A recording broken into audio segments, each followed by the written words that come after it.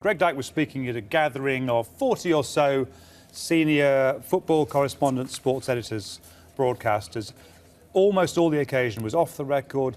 This bit, 3 minutes or so, before we sat down for lunch, was on the record, so it made quite clear there's something to report. He referred occasionally to notes, but essentially he was speaking off the cuff. He knew we would report this. We were encouraged to report it. I think he's trying to spark a debate, and he said that he spoke from personal experience. Let me give you a little flavour of what he said. Here we go.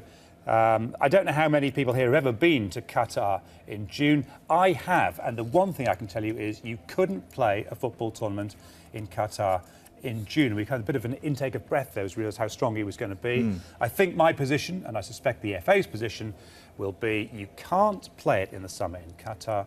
FIFA therefore has got two choices. You either move it time-wise or you move it to another location. I suspect either ends up in some sort of litigation.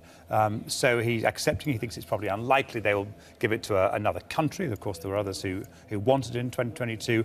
Or they move it to the winter. And the views of the Premier League and a lot of the other major European leagues are very strongly that you can't do that. Scudamore himself addressed the issue when he spoke to the media in Hong Kong a few weeks ago. At the end of the day, ultimately, FIFA will decide. So, of course, one is worried, and clearly we're not silly, we're not stupid. We can see that that's the way the momentum is shifting. It's not going to stop us from doing all we can to try and make some common sense prevail here. But I just think it's wrong that they can then, they can't really just decide to shift it by 6 months. It's not just the English football calendar, the European calendar, the world football calendar is organised and it's squeezed and everybody's running a tight calendar. To suddenly, change it all around is very impractical and in my view won't work, and it shouldn't be allowed to work.